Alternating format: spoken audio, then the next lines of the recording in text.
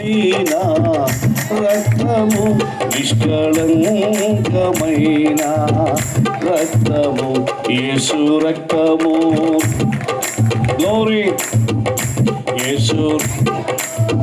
నా ప్రార్థన ఉదయ కాలం మనందరిలో కూడా రాజకుమార పుత్రికలాగా ఉండేటువంటి ఆ దైవికమైన ఏ గుడ్ పర్సనాలిటీ దేవుడు మనకిచ్చును గాక. ఐ మీన్ అందరికి అర్థమవుతుంది. ఎంతమందికి అర్థమైంది ఈ పాయింట్? అర్థమైంది అంటే రాజకుమార పుత్రిక అంటే రాజులు వేసుకుని డ్రెస్సులు వేసుకోవడం కాదు, అది కాదు.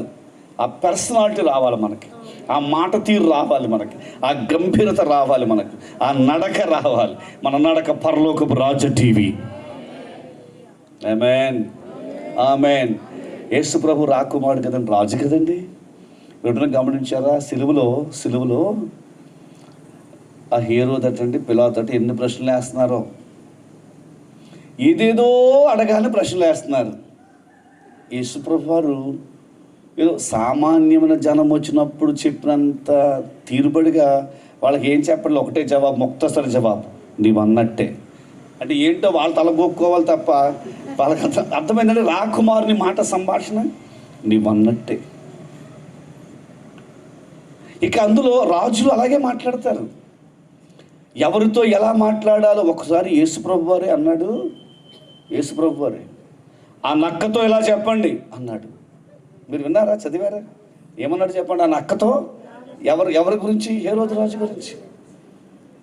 అమ్మా అని పిలిచిన యేసునాథుడే కొన్ని పర్యాయాలు, అంటే రాకుమారులు భావోద్వేగాలు, they keep very balanced emotions. వారు చాలా బ్యాలెన్స్గా ఇమోషన్స్ మెయింటైన్ చేస్తారు. అందుకని మీరు చూస్తే ఇప్పుడు నాయకులు అయ్యే వాళ్ళైనా, ముఖ్యమంత్రులైన వాళ్ళైనా, మంత్రులైన వాళ్ళు అందరూ చూస్తే ఇన్ని కార్యక్రమాలు రోజు చేపడుతుంటారు కదండి. మరి అన్ని చోట్ల ఒక్కొక్క చోట ఒక్కొక్కలాగా వాళ్ళు వ్యవహరిస్తారంటే దే ఆర్ ట్రైన్డ్. వాళ్ళు అలా ట్రైన్ అవుతారు, వాళ్ళు అలాగ దానికి సిద్ధపడుతుంటారు. సో నా ప్రార్థన మనకందరికీ రాజరికపు పరలోకపు రాజదర్పము చేయాలి. నెక్స్ట్ మాట ఏం చెప్పండి? నీ పాదరక్షలతో, నీ పాదరక్షలతో. పాదరక్షలు అంటే గట్టిగా చెప్పండి, జోళ్ళు. పాదరక్షలతో నువ్వెంత అందంగా నడుస్తున్నావు అంటే రాజకుమార పుత్రిక సంఘానికి, సంఘం అనే రాజకుమార పుత్రికకు జోళ్ళు వేసుకోవాలి. జోళ్ళు వేసుకోవడం అంటే స్టేజ్ మీదకి జోళ్ళు వేసి రావడం కాదు, ఆ జోళ్ళు కాదు. సంఘం వేసుకోవాల్సిన జోళ్ళు ఏంటి? సువార్త వలనైన సిద్ధ మనస్సును జోడు. మనమందరం కూడా ఈ జోడు తప్పకుండా అందరికీ ఉండాలి. ఫస్ట్ లైన్లో కూర్చున్న వాళ్ళు మొదలుకొని వెనకున్న వారి వరకు సువార్త వలన సిద్ధ మనసును జోడు తొడుక్కునేటువంటి ఆ జోడు, ఆ స్లిప్పర్స్ మనకు కావాలి. మీకు చాలా జోళ్ళు ఉండొచ్చు, చాలా స్లిప్పర్స్ ఉండొచ్చు, చాలా శాండల్స్ ఉండొచ్చు, కానీ సంఘానికి ఉండాల్సిన జోళ్ళు ఏంటంటే సువార్త చెప్పేటువంటి సిద్ధ మనస్సు. అదే అసలు చెప్పాలి అనే సిద్ధ మనస్సు, దేవుని గురించి పరిచయం చేయాలనే సిద్ధ మనస్సు. యేసు ప్రభు గురించి చెప్పడానికి ఈరోజు ఇక్కడ నేను ప్రసంగం చేస్తున్నానండి. కేవలం స్టేజ్ మీద నన్ను చూస్తున్నారు, కానీ యేసు ప్రభు వారు వస్తే ఇప్పుడు యేసు ప్రభు వస్తే ఇక్కడ కూర్చున్న వారిలో మీరు ఎవరైనా ఒక క్రొత్త వ్యక్తిని ఇక్కడ తీసుకుని వచ్చి ఉంటే, అమ్మా వింటున్నారా? స్తుతిస్తూ దేవుని మాట్లాడదాం. ఎవరైనా క్రొత్త వారిని ఒకరిని తీసుకొస్తే యేసయ్య నేరుగా వచ్చి నన్ను విష్ కూడా చేయకుండా వచ్చి మీ పాదాలు కడుగుతాడు. వాక్యం అర్థమైతే దేవుని స్తుతించగలరు. యేసు ఈ లోకానికి వచ్చి ఎవరి పాదాలు కడిగారు? శిష్యుల పాదాలు కడిగారు. ఎందుకు వారి పాదాలు కడిగాడు? త్వరలో వీరు ప్రపంచాన్ని సువార్తతో నింపబోతున్నారు కాబట్టి, త్వరలో వీరు దేవుని మాటలతో ప్రపంచాన్ని నింపబోతున్నారు కాబట్టి, ఆయన సువార్తను తీసుకుని వీళ్ళందరికీ దేవుని మాటలు పంచబోతున్నారు కాబట్టి యేసయ్య ఈ లోకానికి వచ్చి వారి పాదములు, ఆయన నడుము వంచుకుని ఆ టవల్ తీసుకుని యేసయ్య వారి పాదాలు కడిగాడు. పోయిన 14 తారీఖు ఇంతమంది వచ్చారు. స్టేజ్ మీద మేము 3-4 ప్రసంగం చేశాం, 5-6 కనబడ్డారు. మీరు ఆ లైవ్లో అందరూ వాళ్ళే కనబడవచ్చు, కానీ ఆ మీటింగ్కి మీలో చాలామంది కొత్త వారిని తీసుకొచ్చారు. నేను బిడ్డలు యేసుప్రభు ఆ రోజు కానీ మీకు ఏం చేస్తుంటారో తెలుసా? ఇప్పుడు కడలేదంటే పరలోకంలో మీకు రెడీగా ఉంది, ఆయన కడిగేస్తారు మీ పాదాలు. నేను చాలా సంతోషిస్తున్నాను. చాలా అసాధారణ వ్యక్తులు కొంతమంది బిడ్డలు తీసుకొచ్చి ప్రార్థన చేయించారు. I was so happy. నాకు అనిపించింది ఈ మీటింగ్లో ఎవరు ఏ పని చేస్తారో, ఎవరు స్వార్థ ప్రకటిస్తారో, యేసయ్య వారి పాదాలు కడుగుతారట. బైబిల్లో ఏమని తెలుసండి, సువార్త ప్రకటించే వారి పాదములు పర్వతముల మీద ఎంతో, అంటే అసలు సహజంగా ఏది అందంగా ఉందని చెప్తామండి అందరూ. ఒక వ్యక్తి అందంగా ఉన్నాడంటే ఏది చెప్తాం? ఫేసే కదా. లోకమేమో ఫేస్ చూస్తుంది, పరలోకమేమో కాళ్ళు చూస్తుంది. అర్థమైతే మరలా మీరు ఈ మాట వినగలరు.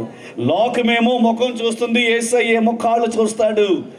ఆమేన్, హల్లెలూయా. నీవు కడిగేది ఫేస్ని, నువ్వు కడిగేది ముక్కుని, నువ్వు కడిగేది నోరుని, నువ్వు కడిగేది ఈ బాహ్యమైనటువంటి పైదారిని. కానీ Yesayya, Jesus starts from the bottom. Yesayya క్రింద నుండి ప్రారంభిస్తూ ఉన్నాడు. పర్వతముల మీద మన పాదములు, ఎవరి పాదములు? యేసయ్య సువార్తను ప్రకటించే వారి పాదములు పర్వతముల మీద సుందరములై ఉన్నవి. గత 2021 వరకు మీరు ఎంతమందిని యేసు ప్రభువును నడిపించారు? గత 14వ తారీఖున మీరు ఎంతమందిని యేసు దగ్గర తీసుకొచ్చారు? ఈ రోజు మీరు ఎంతమందిని యేసు దగ్గర తీసుకొచ్చారు? ఆ తీసుకొచ్చే కొలది మీ పాదాలు పరలోకపు పర్వతం మీద వెరీ బ్యూటిఫుల్. హౌ బ్యూటిఫుల్, ఎంత సుందరములై ఉన్నవి. కాబట్టి ఈరోజు ఒక తీర్మానం చేసుకుందాం. మనమందరము సమయం ఉన్నప్పుడు, అసమయం ఉన్నప్పుడు, ప్రతి సందర్భంలో యేసు గురించి చెప్తాం. యేసు గురించి చెప్పి కొత్త వారిని నడిపించిన వారు నమ్మినా నమ్మకపోయినా, విన్నా వినకపోయినా, వారిని ఒకవేళ ద్వేషించినా అంగీకరించినా, మీరు ప్రభు గురించి చెప్పేయండి. ఈ ఏదో ఉంది కదా, ఏంటది, కాళ్ళు కూడా అంటే ఈ ఫెయిర్ అండ్ లవ్లీలు ఇవన్నీ చేసేది ముఖానికి చేయించుకుంటారు అందరూ.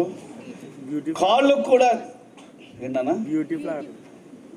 చెప్తున్నారు, అదే మీరు చెప్తారని నాకు తెలుసు కాబట్టి రాగుతున్నాను. అదే ఈ పెడిక్యూర్లు మెడిక్యూర్లు అలా చేయించుకుని అలా వచ్చేటప్పటికి మళ్ళీ వెంటనే పోతుంది. ఎవరో చెప్పారు నాకు, అసలు బ్యూటీ పార్లర్కి వెళ్తే ఏం లేదంటే షర్ట్ ఇస్త్రీ చేసుకున్నట్టు తప్ప ఇంకేం లేదు సార్. ఇస్త్రీ చేసుకుని వేసుకుంటారు, వేసుకున్న వెంటనే మరలా నలిగిపోదు. అంటే వేసుకునేటప్పుడు బాగుంది అనుకోవడానికి తప్ప ఇందులో లేదు. దేవుడిచ్చిన సహజ సిద్ధమైన సౌందర్యం ఇచ్చిన సౌందర్యం మరొకటి లేదు. అయితే మీ కాళ్ళు, మీ పాదాలు ఎప్పుడూ సుందరంగా ఉండాలంటే మాత్రం సువార్త ప్రకటించే వారిగా. ఏమో దేవుడు పరిశుద్ధాత్ముడి మధ్యాహ్న కాలం ముందు మనల్ని బయటకు తీసుకొచ్చారు.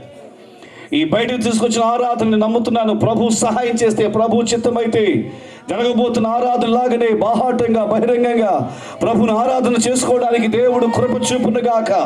ఆయనకి అసాధ్యమైనది ఏది లేదు, ఆయనకి సమస్తమును సాధ్యమే.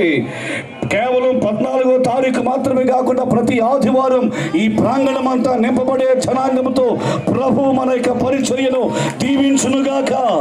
ప్రాంతముల నుంచి, మండలముల నుంచి, అనేక జిల్లాల నుండి దేవుడు తన ప్రజలను ఇక్కడ కొని తీసుకుని వచ్చునుగాక. అలాగూ తీసుకుని రావాలంటే నీ ఒక సువార్థికునిగా, నీ ఒక సువార్థికురాలిగా, దేవుని మాటలు చెప్పే వ్యక్తిగా నీవు ఉంటే ప్రభు అంటే రాజకుమార పుత్రిక, నీ పాదములు పాదరక్షలతో నీవెంత అంటే సువార్త ప్రకటించేవారు పరలోకంలో చాలా అందంగా ఉంటారు. హల్లెలూయా, హల్లెలూయా. ఇంకా కొన్ని విషయాలు ఒకటి రెండు చదువుకుని ముగించుకుంటాం మనం. ఇప్పటికి కొంచెం ఆలస్యమైంది ఈరోజు.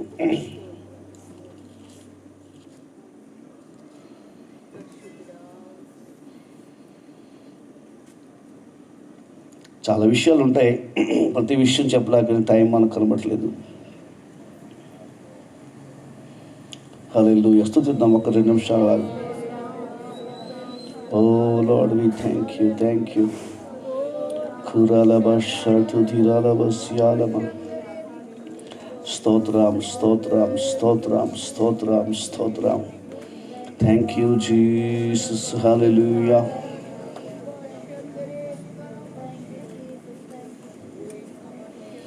ఈ అధ్యాయంలో ఇక్కడ ముక్కు గురించి ఒకటి ఉంచి ఒక వర్డ్. 4వ వచనం, 4వ లైనమ్మ. నీ నాసిక దమస్కు దిక్కునకు చూచు, లెబనోను శిఖరముతో ముక్కండి. చెప్పండి ఒకసారి. ఎవరు మాట్లాడలా? దేవుడు అందరికీ అందమైన ముక్కు ఇచ్చాడు. 3-4 తప్ప ఎక్కువ మంది చెప్పలేకపోయారు.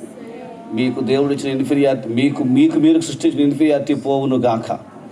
మీ అంత అందమైన ముక్కు ప్రపంచంలో ఇంకెవరికి లేదు. ఆమేన్. అంతే. ఆమేన్. అందరూ చెప్పండి, యేసయ్య నాకు మంచి అందమైన ముక్కు ఇచ్చావయ్యా. ఎవరికి నచ్చితే నచ్చకపోతే యేసయ్యకి నచ్చింది మీకు సెట్ అవుతుంది అనుకున్నాడని పెట్టాడంతే. హల్లెలూయా. అందరికీ యేసయ్య మంచి అందమైన ముక్కు ఇచ్చాడు. సంఘానికి ఒక ముక్కు కావాలి. సంఘం యొక్క ముక్కు నాసిక ఏమై ఉందంటే పిల్లరా, దమస్కు దిక్కునకు చూచు లెబనోను శిఖరముతో సమానం. దమస్కు అనగానే మనకు ఎవరు గుర్తొస్తారు? గట్టిగా చెప్పండి. పౌలు గుర్తొస్తాడు. దేవుని నాసిక దేని కొరకు? వాసన చూడడానికి. దేవుని సంఘము ఎప్పుడు ఏమి స్మెల్ చేయాలి? దేవుని సంఘం ఎప్పుడు కూడా దమస్కు గేటు దగ్గర సౌలుకు కలుగుచున్న దర్శనములు, encounter with Jesus, encounter with Jesus. ఆ దమస్కు మార్గమున ఎవరైతే యేసు ప్రభు యొక్క సంఘాన్ని హింసించడానికి వస్తున్నారో, బాధించడానికి వస్తున్నారో, వారిని పట్టుకున్నటువంటి ఆ యేసయ్య శిలువ దర్శనం పొందినటువంటి పౌలు లాంటి వారు మార్పు చెందే వాసన దేవుని సంఘం ఎప్పుడు పసిగడుతూ ఉండాలి. అర్థమైతే ఒకసారి ప్రభు మా గ్రామంలో, మా మండలంలో, మా జిల్లాలో, మా దేశంలో మా నాసిక దమస్కు వైపునకు చూచినట్లుగా. హల్లెలూయా, హల్లెలూయా. ప్రభు అలాగు సహాయము చేయునుగాక.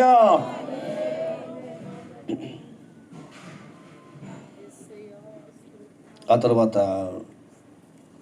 ఇంకా కొంచెం ముందుకెళ్తే యేసయ్య సంఘాన్ని ఇంకా ఏమైనా అభినందిస్తుంది. సరస్సు అంటాడు, నాసిక అంటాడు, తల వెంట్రుకలు అంటాడు. ప్రభు సహాయం చేస్తే ఒక్కొక్క మాటను మనం క్లాస్లో ఎప్పుడైనా నేర్చుకోవచ్చు. ఇక్కడ ఇరు కుచములు అని ఉంటాయి కదండి. ఇరు కుచములు అనే అదే పదం ఆత్మీయంగా మీకు తర్వాత చెప్తాను ఎప్పుడైనా. ఆత్మీయంగా ఏమంటే క్రొత్త నిబంధన, పాత నిబంధన సమ్మిళితమే, సమ్మిళిత సంభారము అంటాడు అక్కడ కదా. సమ్మిళిత ద్రాక్షారసం. దేవుని సంఘం పాత నిబంధన, క్రొత్త నిబంధన లాంటి ఇరు కుచముల కలయిక చేత దేవుని సంఘం సంపూర్ణమైనటువంటి సమృద్ధి అయిన వాక్యమను పాలును కలిగి ఉండాలి దేవుని సంఘం. హల్లెలూయా, హల్లెలూయా. 8వ వచనంలోని 3-4 లైన్ చూడండి. నీ శ్వాస వాసన, అందరూ చదవట్లేదు. నీ శ్వాస వాసన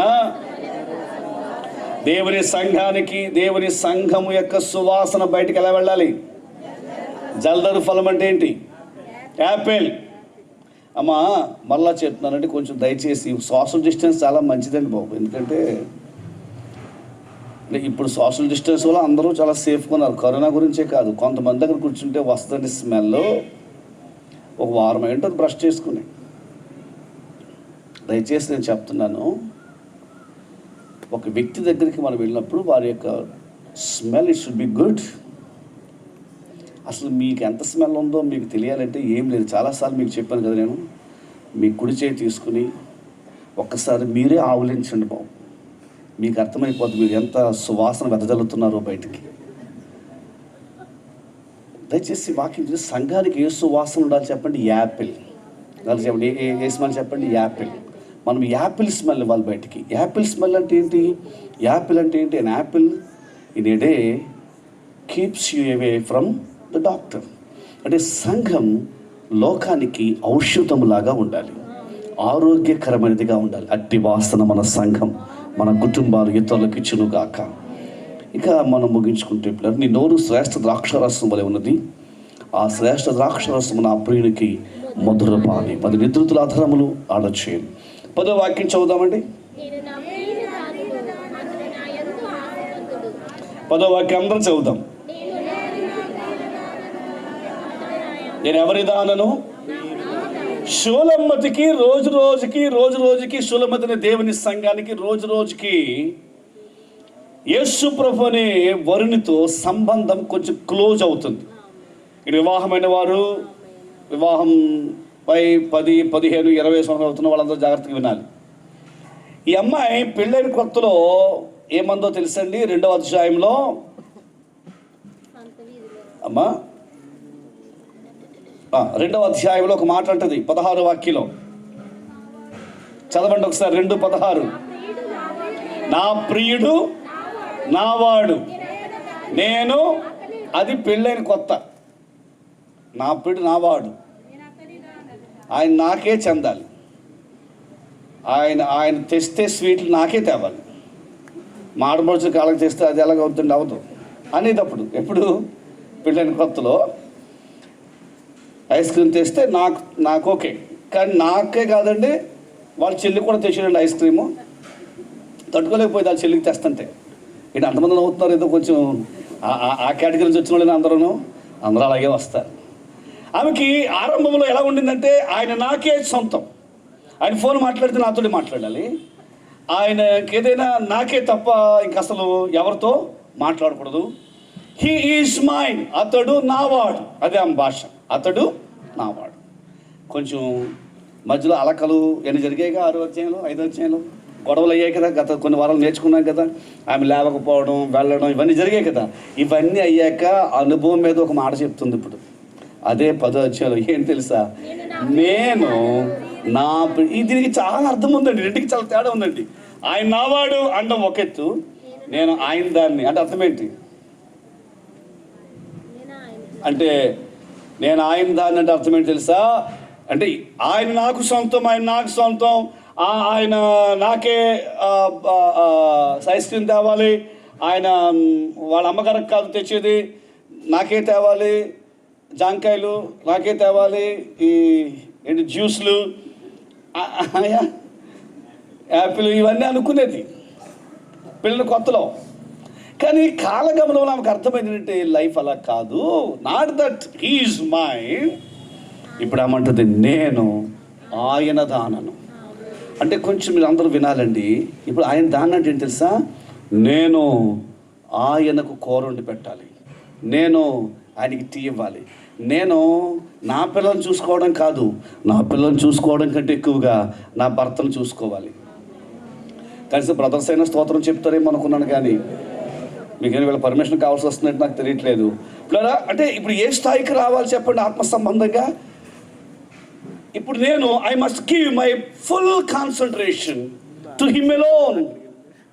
ఆయనకు చెందిన దానం నేను. ఇప్పుడు నేను ఆయన నావాడు, నేను ఆయన్ని వాడుకోవడం కాదు, ఆయన నన్ను. ఎప్పుడు లేవమంటే అప్పుడు లేస్తాను, ఎప్పుడు పని చేయమంటే అప్పుడు పని చేస్తాను.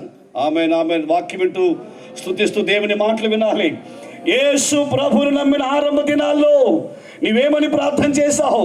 దేవా నీవు నాకు పొలమి, దేవా నీవు నాకు ఇల్లు, దేవా నాకు బిడ్డను దయచేయి, దేవా నాకు ఆరోగ్యం దయచేయి, దేవా నాకు స్వస్థత దయచేయి, నాకు దయచేయి ప్రభువా, నాకు దయచేయి ప్రభువా. You are always expecting from him. అది మొదటి జీవితం యేసు ప్రభుని ఆరంభ దినాలు. కానీ ప్రభుని నమ్మి 10 సంవత్సరాలు అయిపోయింది, ప్రభు నమ్మి 15 సంవత్సరాలు అయిపోయింది, యేసు ప్రభుతో ప్రధానము చేయబడి నీకు చాలా సంవత్సరాలు అయిపోయింది. ఇప్పుడు నువ్వేం చెప్పాలో తెలుసా?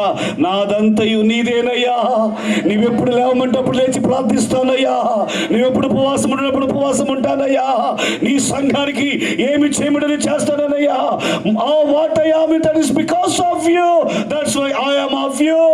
నేను నీకు చెందిన. తర్వాత రెండో మాట ఏమంటాడండి ఆయన? నేను నా ప్రియుదానను. ఆమేన్. అతడు. హల్లెలూయా, హల్లెలూయా, స్తోత్రం. అందరూ అతడు నా యందు ఆశ. అంత అర్థం ఏంటి? ఆయనకు నా మీద ఎంతో ఆశ ఉంది కనుక ఆయన ఇష్టం. అర్ధరాత్రి లేచి 2 గంటలు లేచి టీ పెట్టమంటాడు ఆయన.